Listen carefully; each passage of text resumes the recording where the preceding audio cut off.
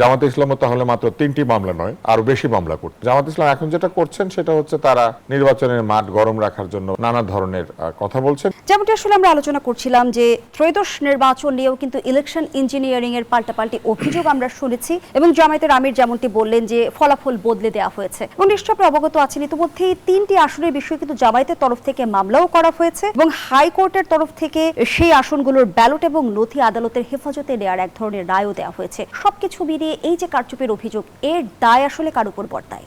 যদি মোটা দাগে এই নির্বাচনে কারচুপি হতো তাহলে 3টি আসনে কেন 300 আসনেই তো এই অভিযোগ আসতো পাল্টাপাল্টি। ধরে নিলাম জামাতে ইসলাম যেগুলিতে বিজয়ী হয়েছে সেগুলিতে ইঞ্জিনিয়ারিং হয় নাই, বাকিগুলিতে হয়েছে, সেক্ষেত্রে অন্তত 200 আসনে অভিযোগ আসার কথা। কিন্তু জামাত নিজেই মামলা করেছে 3টিতে, যদি আরো করে তাহলে আমরা ধরে নিতে পারি আরো 30টিতে করবে, এর চেয়ে তো বেশি না। ফলে আমার কাছে মনে হয় না যে মোটা দাগে সারা বাংলাদেশে নির্বাচনে কারচুপি হয়েছে বা ইলেকশন ইঞ্জিনিয়ারিং হয়েছে। তবে ইঞ্জিনিয়ারিং এর কিছু চেষ্টা ছিল, যে চেষ্টাগুলো আমরা দেখতে পাই। যেমন পোস্টাল ব্যালট আমরা দেখেছি যে মানুষের হাতে পৌঁছে গিয়েছিল। তারপর আমরা দেখতে পেয়েছি কিছু কিছু জায়গাতে আগেই সিল মেরে ব্যালট রেডি করার চেষ্টা করা হচ্ছিল, হয়তো সময় বাঁচানোর জন্য, কিন্তু এটা প্রক্রিয়া নয়, আগে থেকে সিল মারা যায় না। ব্যালটের পেছন দিকে যে সিলটা মারে, যেখানে অফিসার সাইন করেন, এটা আগে থেকে তৈরি করা আসলে নিয়ম নাই, এটা নিয়ম রীতি বিরুদ্ধ। ফলে এরকম বেশ কিছু জায়গাতে অথবা টাকার খেলা কিছু আমরা দেখেছি, টাকা পয়সা সহ লোকজন ধরা পড়েছে।